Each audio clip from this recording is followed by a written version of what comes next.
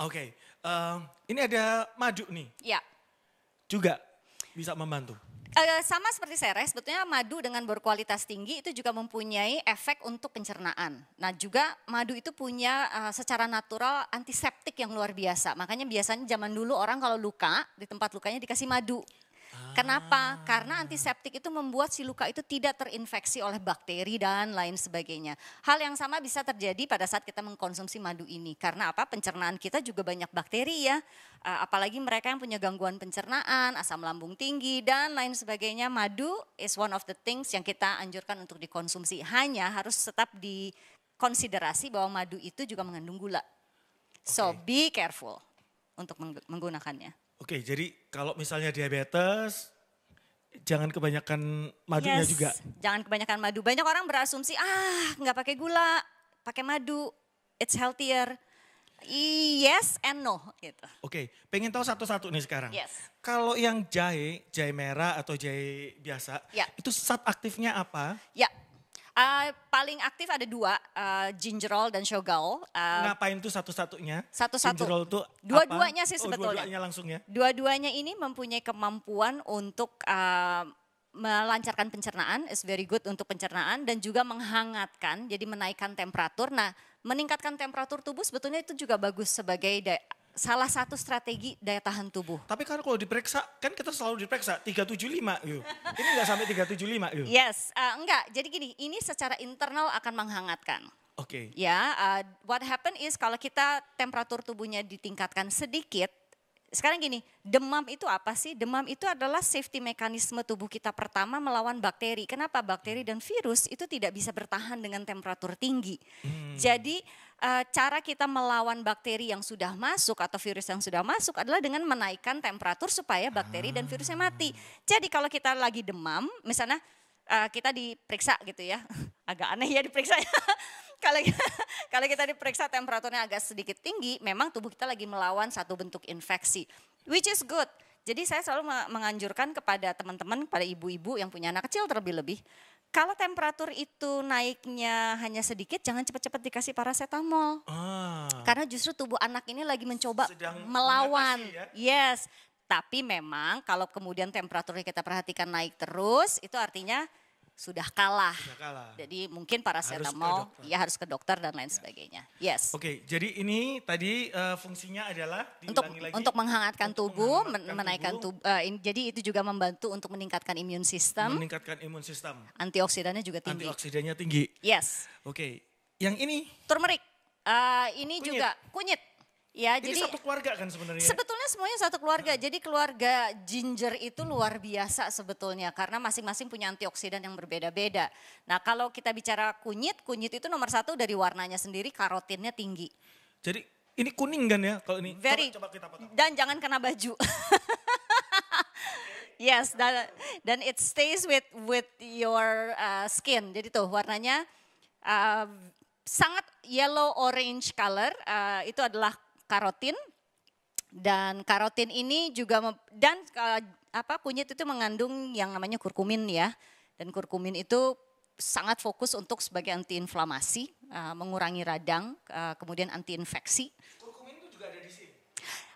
Tidak di dalam ginger, tapi specifically di dalam kunyit, di dalam meniran juga ada, temulawak juga. Oh, temulawak. Yes. Ya, teman-teman, ini aja bekas di sini ya. Yes. Tapi rasanya kan pahit ya?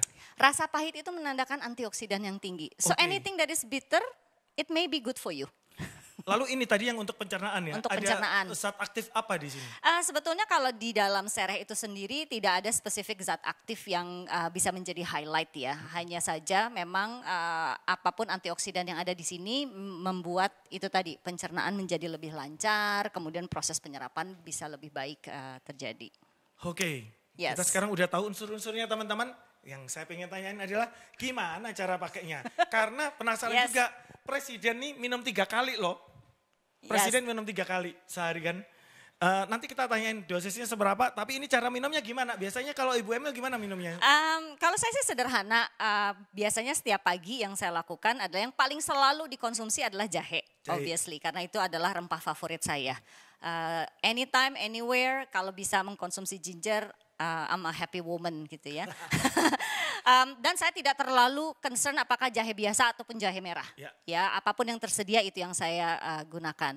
Nah, kalau biasanya di rumah yang saya lakukan adalah kalau saya beli jahe, pertama adalah yang saya perhatikan adalah seberapa masih utuhnya jahe itu. Karena kalau kita lihat nih masih ada kulitnya ya. Ya, jadi kalau ini utuh masih? Yes, ini it's a good one. Dan juga boncal-boncal gini nggak apa-apa? Bocah-bocah sedikit nggak masalah lah. Nggak masalah. Asalkan sebagian besar masih tertutup dengan kulit. Kemudian yang saya lihat juga adalah kesegarannya. Ya, gimana tahu segar atau enggaknya? It's plump, jadi masih mengkel gitu. Kalau ada yang keriput-keriput gitu, udah kering gitu. Dan nah ini yang sebetulnya kan sekarang kan banyak orang yang berlomba-lomba beli banyak-banyak banget terus taruh kulkas sampai keriput sampai itu. Nah, actually itu sih bahan aktifnya. Jadi apa yang dilakukan oleh masyarakat borong itu nggak ada gunanya juga ya? At the end tidak akan bermanfaat untuk yang memborong dan definitely akan merugikan orang lain yang seharusnya juga punya kesempatan untuk beli. Tuh teman-teman, nggak boleh nih dihabisin ya. Yes. Dan berapa lama ini tahan sebetulnya? Kalau masukin? Yes, harus dimasukin kulkas. Kenapa? Jadi kalau di luar nggak ini akan hilang? Bahan aktif antioksidan itu memang membutuhkan temperatur yang sedikit lebih rendah daripada temperatur ruang untuk bertahan lebih lama. Karena kan proses perusakan itu akan terus terjadi. Semakin rendah temperaturnya proses perusakannya semakin diperlambat. Tapi nggak masuk freezer juga kan? Boleh-boleh aja. Boleh masuk ke freezer? Boleh aja. Okay. Jadi yang biasanya saya lakukan adalah kalau saya beli cukup besar dan yang mengkonsumsi cuma saya sendiri, ini saya di rumah nih akan saya langsung proses nih. Saya proses, saya bagi, biasanya saya pakai itu sebesar ibu jari gitu ya. Kemudian saya punya alat vakum sendiri. Jadi saya vakumin, biasanya dalam seminggu saya tahulah berapa banyak yang saya konsumsi, saya taruh di bawah. Kalau saya punya banyak, kebetulan beli jahe, ada yang bagus dan cukup besar. Nah ini sih kalau buat saya ini bisa untuk sekitar 10-2 minggu nih. Oh gitu? Yes. Jadi nggak dipotong semua terus di... Saya potong-potong sebagian besar saya freezer. Tapi saya akan selalu dalam bentuk plastik vakum karena saya ingin... Kalau nggak di vakum jangan ya? Sebetulnya kalau kita taruh di kulkas seperti itu aja biasa. Pertama exposure terhadap cahaya, exposure terhadap oksigen, kemudian penguapan airnya, kemudian dan lain sebagainya. Itu akan membuat pengurangan dari bahan aktif yang the reason why we use it anyway gitu. Jadi lebih pengen tahu lagi. Jadi kalau ini dipotong, ini kan cuma dipakai sebonggol gini aja kan? Sisanya diapa ini? Kalau kita nggak punya vakum nih? Enggak. Masih bisa disimpan? Masih bisa disimpan, tapi obviously. Dalam sehari aja gitu? Jadi gini. Kalau besok pagi udah hilang? Kalau saya potong nih, saya potong dulu ya. Duh, ayamnya dipotong nih. Jadi ini biasanya sebesar ini yang saya. Yang butuhnya segini aja? Ya. Jadi kalau saya pakai, nah ini agak gede nih, biasanya ini saya bagi 2 gitu ya. Kalau dipakai semua dipotong terus di ini? Boleh aja kalau di vakum. Enggak, terus di itu enggak usah? No, bahan aktifnya akan hilang. So jadi kalau misalnya saya gunakan segini, ini yang sisanya akan saya masukin ke yang itu vakum tadi. Kalau nggak punya? Makanya jangan beli banyak-banyak. Jadi gini, kalau saya pakai segini, kemudian saya masukin ke plastik biasa, perhaps 1 minggu lah maksimum. Oh oke, tapi masih bisa dong pakai untuk ntar sore atau besok? Oh iya, masih bisa. Ibu kelupaan mic-nya. Tapi makin lama makin sedikit ya, bahan aktifnya akan berkurang sampai pada akhirnya. Berapa lama nih nyimpen kayak gini? Kalau nggak di vakum gitu? Kalau nggak di vakum, saya nggak akan lebih dari 5-6 hari. Oke teman-teman, 5-6 hari. Jadi cukup beli yang segini aja ini udah bisa untuk sampai 1 orang, 2 minggu ya ternyata. Yes. Oke. Ada yang belinya dalam bentuk rimpang. Rimpang tuh apa tuh? Rimpang tuh kering. Oh oke. Itu efektif juga nggak atau udah kehilangan semua tuh? Nah gini, banyak orang yang bertanya ke saya, kalau gue nggak punya waktu untuk proses yang seger kayak gini, karena kan abis ini kan kita kupas dulu, kita iris-iris, kita masukin, kita seduh gitu ya. Saya mau yang serba convenient. Memang herbal itu atau rempah itu agak sedikit gini, kalau kita bisa mengeringkan dan dikeringkan dengan cara yang benar, exposure terhadap oksigen yang bisa dikurangi, exposure dengan temperaturnya kita bisa kurangi, jadilah bahan kering yang tetap aktif. Tapi saya kadang-kadang meragukan yang dikeringkan sendiri. Atau misalnya kita beli banyak kemudian kering sendiri di dalam kulkas. Kenapa? Karena itu proses pengeringan yang terlalu lama yang membuat produknya itu sebetulnya sudah terekspos terhadap semua yang bisa merusak, which is apa sih, oksigen, cahaya, kemudian panas itu sendiri. Jadi hati-hati dengan yang kering-kering itu. Oke, jadi either kita belinya fresh yang seperti ini. Atau kita mencari produk-produk alternatif convenient dalam bentuk kering, apakah itu powder, apakah itu tablet. Atau yang seperti ini? Yes, exactly.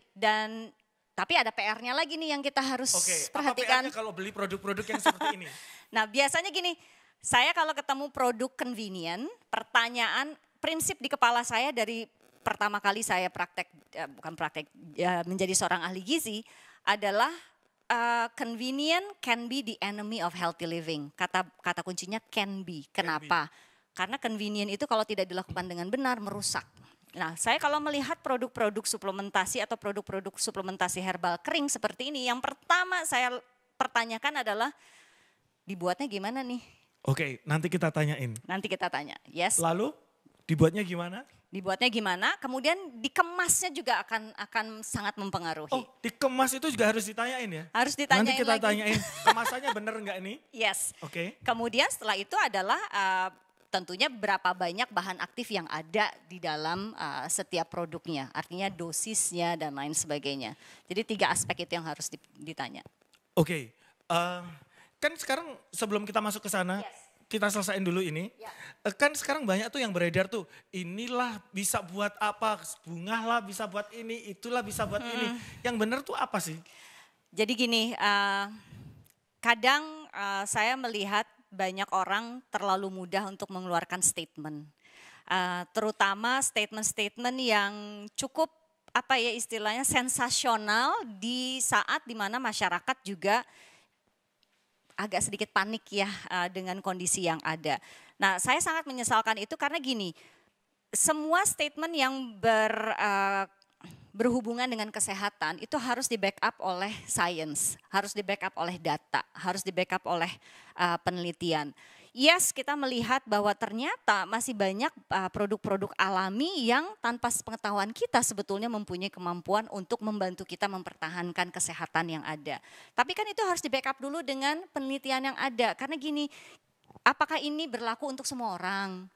Kita bisa bicara mengenai anak-anak, usia dewasa, usia lanjut usia, apakah efeknya sama? Kemudian berapa banyak? Kemudian dikonsumsinya bagaimana? Kemudian apakah hasil baik untuk si A akan juga sama untuk si B? Ataukah ada situasi lain, ada faktor lain yang membuat efeknya di A seperti ini dan di B seperti ini? Nah itu kan membutuhkan research and development. Jadi biasanya kalau saya melihat sebuah statement, produk ini, bunga ini, buah ini, daun ini bisa melakukan ABC, biasanya saya cari dulu jurnalnya ada enggak? Ada literatur studinya enggak? Exactly, ribet. Makanya jangan terlalu mengentengkan gitu. Kalau memang tidak ada, tanyalah pada orang yang mungkin bisa menjadi portal sumber informasi. Jadi jangan terlalu mudah untuk percaya dengan sebuah statement. Kalau benar syukur, pertanyaannya kalau nggak benar gimana?